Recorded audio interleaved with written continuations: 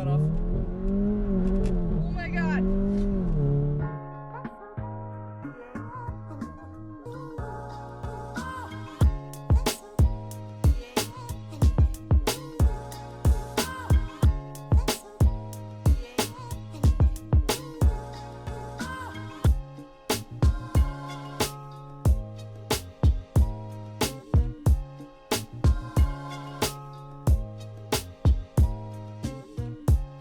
Alright, hey guys, welcome to another video. In this video, as the title suggests, we're going to be doing launch control, and Amanda's going to be trying it for the first time ever. I mean, even when I do launch control, in the past like probably 6 months, I've only probably done it like 3 times ever, so. But it is fun to do, and I am trying to preserve the DSG.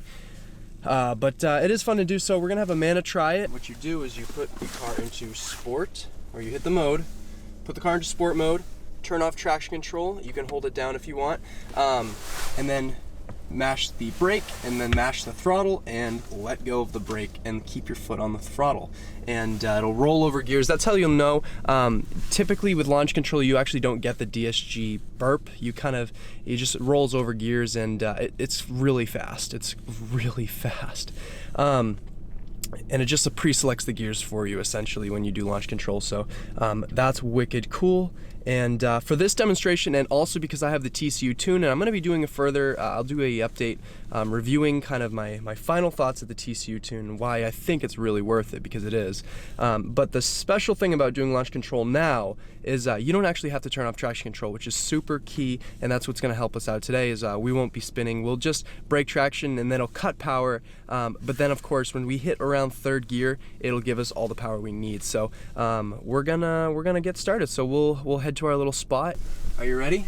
I'm kind of nervous. Oh yeah, nervous is good.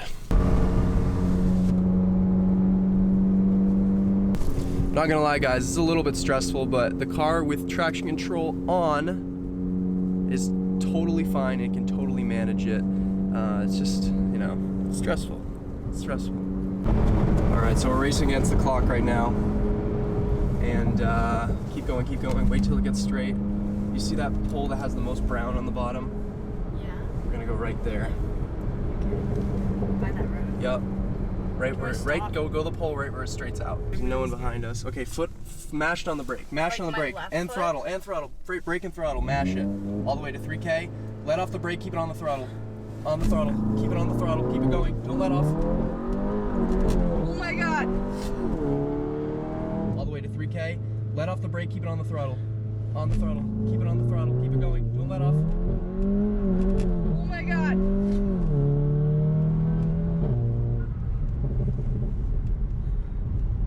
That was so fast. I know.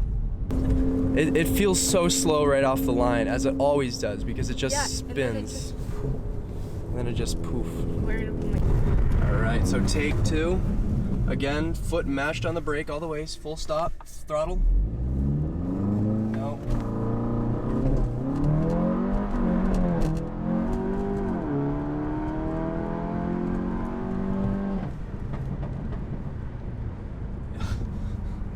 Throttle. No.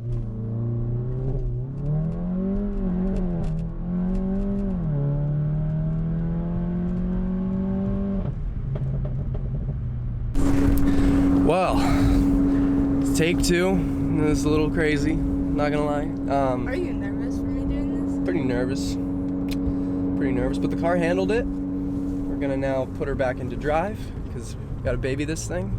And yeah, honestly, I really do like experiencing launch control, because it's so fast. It's not fast off the line, so it doesn't have that instant like boom, like an Audi, you know, or like a Golf R. I wouldn't do that here, but this is like cop territory. Also, I don't know what that Explorer is, but yeah. So Where am I going, by the way? we'll go back to B-Lot. So I'm not gonna lie, pretty stressful, but I'll check over the footage. It'll be pretty interesting to see kind of just the whole reaction, because like in the moment I had to like not just film, but kind of just like instruct and teach, and that's something that like I don't know, I like doing. And one of my a lot of you guys don't know this, but I work for a company called Dream Drive Exotics, and my job is to literally tell people how to drive exotic cars. And we have on our fleet, we have a MP4, a 458, and an R8, and we have a pretty awesome lineup of cars, and it's cool telling people, you know, things to do, things to look out for. But yeah, this was a little stressful, but something I'm kind of used to. But yeah, so for the most part, I think Amanda did fine.